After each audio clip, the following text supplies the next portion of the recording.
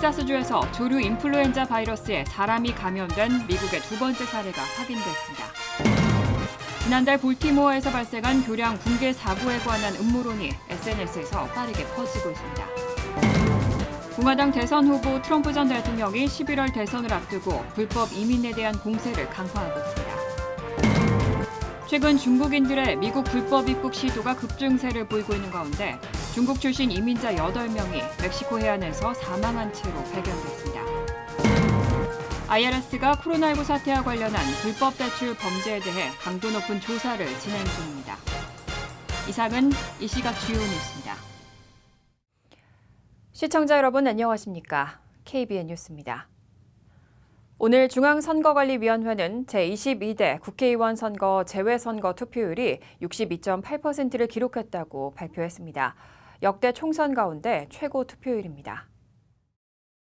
전 세계 115개국, 178개 재외공관 소속 220개 투표소에서 엿새간 진행된 이번 재외선거에는 총 14만 7,989명의 재외 유권자 가운데 9만 2,923명이 참여한 것으로 집계됐습니다. 대륙별로는 아시아에서 4만 7,647명으로 62.8%, 미주는 2만 6,341명, 56.5%, 유럽 1만 441명으로 73.5%, 중동 2,904명, 74%, 아프리카 1,600명, 79.3% 등의 투표율을 보였습니다.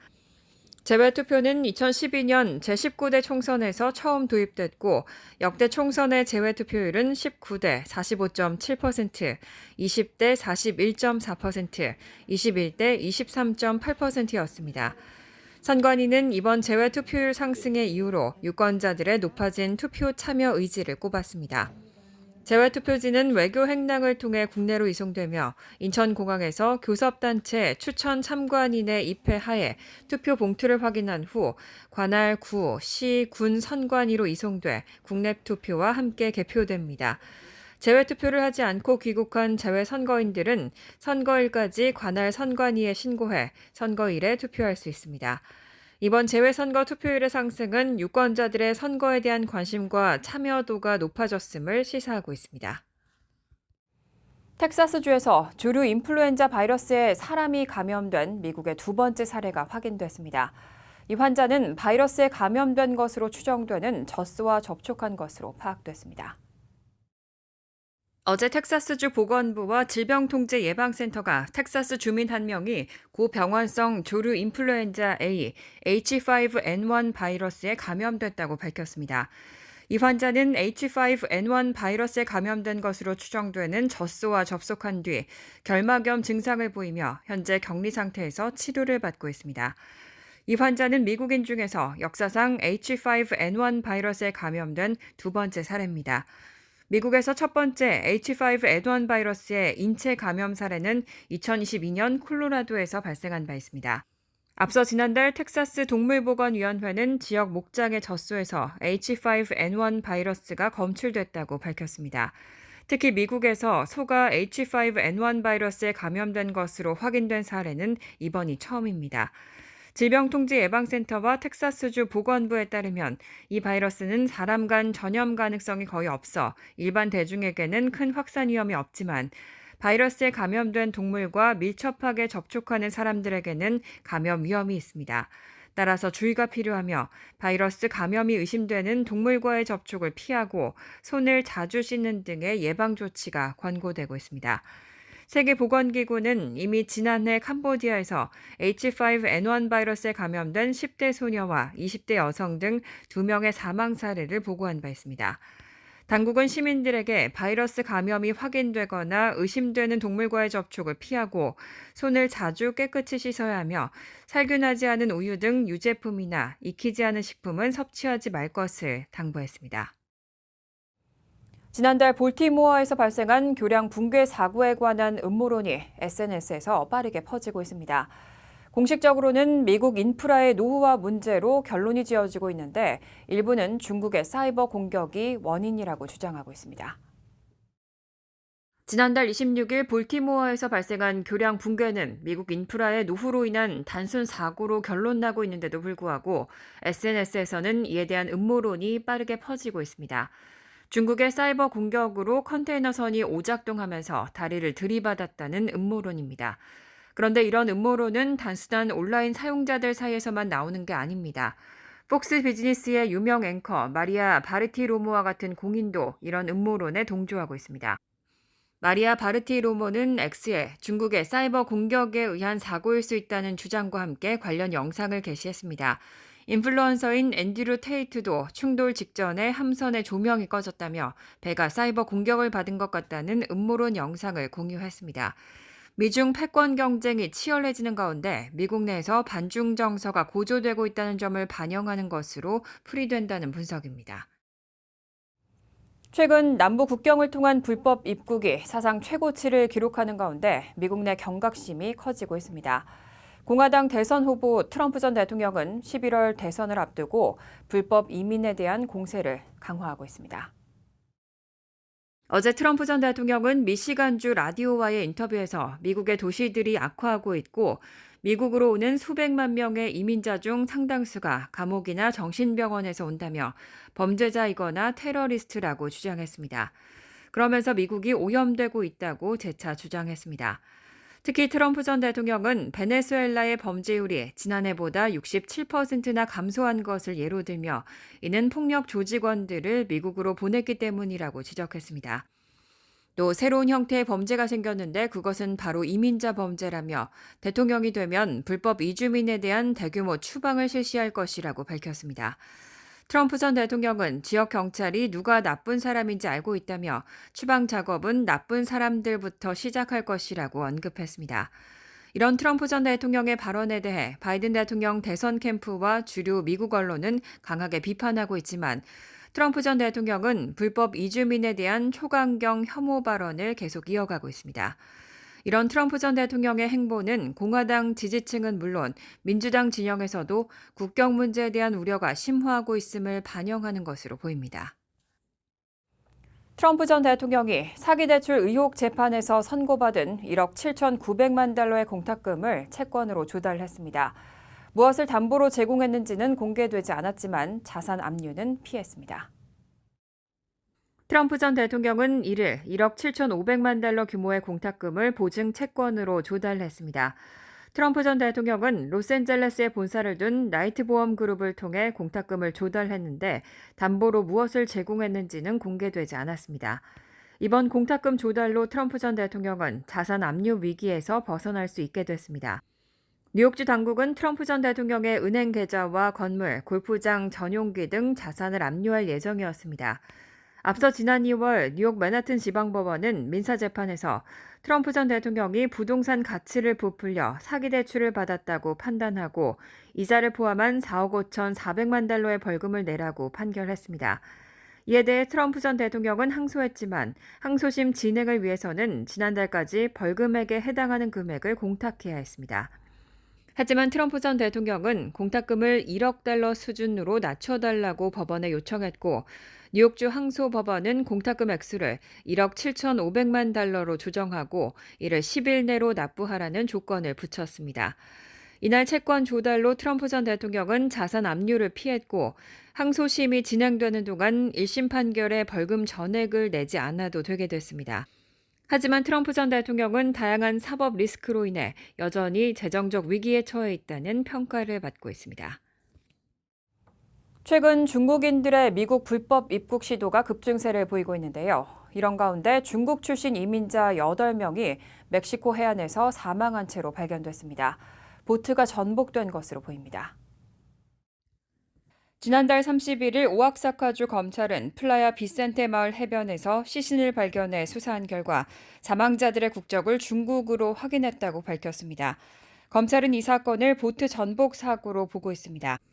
검찰은 소셜미디어를 통해 공개한 보도자료에서 중국 국적 여성 7명과 남성 1명이 다른 생존자 1명과 함께 보트에 탑승했던 것으로 조사됐다며 이들이 28일 남부 타파출라에서 만난 멕시코 남성의 안내를 받고 보트에 탄 것으로 추정된다고 전했습니다.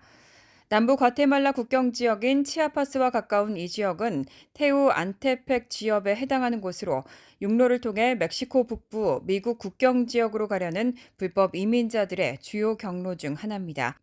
이번 사고는 중국인 불법 이민자들의 급증세와 맞물려 더욱 주목을 받고 있습니다. 멕시코는 불법 이민자들이 미국으로 가기 위한 주요 경로 중 하나인데 최근에는 중국 출신 불법 이민자들이 이 경로를 이용하는 경우가 늘어나고 있습니다. 연방세관 국경보호국에 따르면 지난해 미국 남부 국경을 불법으로 넘으려다 붙잡힌 중국인은 3만 7천여 명에 달합니다. 지난 10년간의 기록을 합친 것을 훨씬 상회하는 수치입니다. 워싱턴 포스트를 비롯한 언론들은 중국인들이 자국 내 경제 침체와 정치적 탄압을 피해 미국행을 택하고 있다고 보도했습니다. IRS가 코로나19 사태와 관련한 불법 대출 범죄에 대해 강도 높은 조사를 진행 중입니다. 유령 회사를 만들고 직원 정보를 허위로 작성해서 지원금을 불법으로 받은 사례를 조사해 추징하고 있습니다. IRS는 지난 4년 동안 PPP와 EIDL 프로그램을 통한 불법 대출 여부를 조사해 무려 1,644건의 범죄를 적발하고 89억 달러를 추징하는 성과를 올렸습니다. 100%를 육박하는 기소율을 보일 만큼 족집게 조사를 벌이고 있는 IRS는 코로나19 관련 불법 대출 범죄 조사에 계속 박차를 가한다는 계획입니다. 이런 조사로 지난 2월 말까지 29,795명이 기소됐고 이 중 373명은 평균 34개월의 징역형을 선고받았습니다. 지난 4년 동안의 기소 성공률은 98.5%로 IRS의 조사 강도가 매우 높았다는 걸 보여주고 있습니다. 특히 지금까지 기소된 1,644건 중 절반 이상이 지난해에 집중된 것으로 최근 들어 IRS는 코로나19 관련 불법 대출 조사에 역량을 모으고 있습니다. IRS 내 범죄조사부가 이런 불법 대출 범죄 조사를 전담하고 있습니다.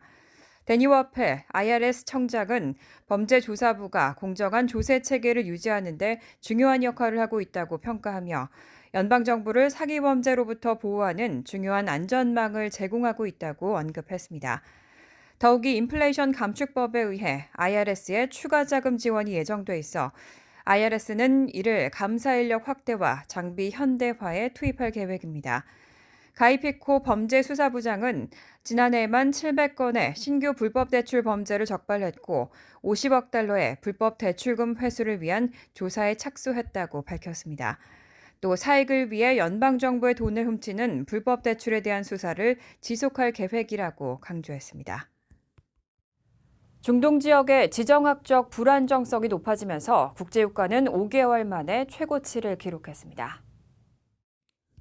어제 뉴욕 상업거래소에서 5월 인도분 서부 텍사스산 원유 선물 종가는 배럴당 83달러 71센트로 마감해 전 거래일 종가 대비 54센트, 0.65% 상승했습니다. 종가 기준으로 지난해 10월 이후 5개월 만에 가장 높은 수준입니다. 이스라엘과 이란 사이의 긴장이 고조되는 가운데 이날 낮 다마스쿠스 소재 이란 대사관 옆 영사관이 미사일 공격을 받고 여러 명이 사망한 사건이 유가 상승의 직접적인 원인 중 하나로 지목됐습니다.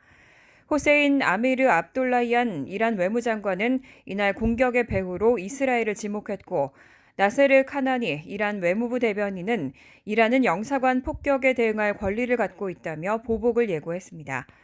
이와 동시에 중국의 산업 활동이 다시 활발해지면서 원유 수요가 증가할 것이라는 기대감과 러시아의 2분기 감산 계획 발표도 유가 상승에 일조했습니다. 또한 국제 금값도 연준의 금리 인하 기대감에 힘입어 상승세를 이어가고 있습니다. 6월물 금 가격은 온스당 2,257달러 10센트로 마감하며 장중 2,286달러 40센트까지 상승했습니다. 간추린 소식입니다. 플로리다 대법원은 어제 주 헌법상 사생활 보호가 임신 중절 문제까지는 확대되지 않는다는 취지로 지난해 봄 통과된 임신 6주부터 중절을 금지하는 주법의 효력을 인정하는 판결을 내렸습니다. 판결에 따라 해당 법안은 30일 이내에 효력을 갖게 됩니다. 플로리다는 보수적인 남부주 중 그나마 임신 중절이 수월한 주로 꼽혀 텍사스 등에서 찾아오는 이들로 지난 2년 동안 임신 중절 시술 건수가 크게 증가했는데 이번 판결은 이런 경향에도 제동을 걸 것으로 보입니다. 한편 법원은 이와 별도로 태아가 미숙아로 태어나도 생존이 가능해지기 전까지는 임신 중절을 보장하도록 한 헌법 수정안을 11월 투표에 붙일 수 있도록 판결했습니다. 구글이 크롬의 비공개 브라우징 기능인 시크릿 모드에서 개인정보를 보호받지 못했다며 제기된 소송에서 구글이 수십억 건의 이용자 데이터를 삭제하기로 합의했습니다. 2020년 미국 내 일부 구글 이용자는 시크릿 모드에서 검색 내용과 방문 사이트 등 자신들의 웹 활동이 추적당했다며 소송을 제기했습니다. 이들은 시크릿 모드 사용 시 기록이 추적되지 않을 것이라고 기대하지만 실제 구글이 웹 트래픽 평가와 광고 판매를 위해 이를 추적했다고 주장하고 50억 달러의 손해배상을 청구했습니다. 구글 측은 우리는 이 소송을 해결하게 돼 기쁘다며 원고 측은 원래 50억 달러를 청구했지만 금전적으로 아무것도 받지 못했다고 밝혔습니다. 재미한인과학기술자협회는 오는 20일에서 21일 조지아주 애틀랜타 옴니 호텔에서 과학기술 분야 한인을 대상으로 창업 컨퍼런스 스텝업 2024를 개최한다고 밝혔습니다. 과학기술 분야 재미한인의 벤처 창업을 독려하고 지원하기 위해 2020년에 시작된 이 행사는 올해 5회째입니다. 올해 행사 주제는 보건 및 기술 혁신가들의 역량 강화, 비전과 기업가적 성공 사이의 격차 해소입니다. 바이오 및 건강 등 분야의 창업 성공 사례 발표, 스타트업 모금 노하우, 사회적 기업과 기술, 스타트업 피칭 등의 프로그램이 진행될 예정입니다. 한미장학재단 동북부 지부가 2024년도 장학생을 모집합니다. 신청 기간은 오는 6월 30일까지이며 한미장학재단 웹사이트를 통해 신청서를 접수합니다. 신청 자격은 뉴욕, 뉴저지, 커네티컷 등 동북부 8개 주에서 올 가을 학기 기준 풀타임으로 등록한 대학생 및 대학원생이며 누적 평점 3.0 이상, 재정 지원이 필요함을 증명할 수 있는 한인 학생이면 누구나 가능합니다. 재단은 제출 서류 심사를 거쳐 7월 말까지 장학생을 최종 선발해 8월 중 한미장학재단 웹사이트를 통해 최종 명단을 발표합니다. 환율과 증권 소식입니다.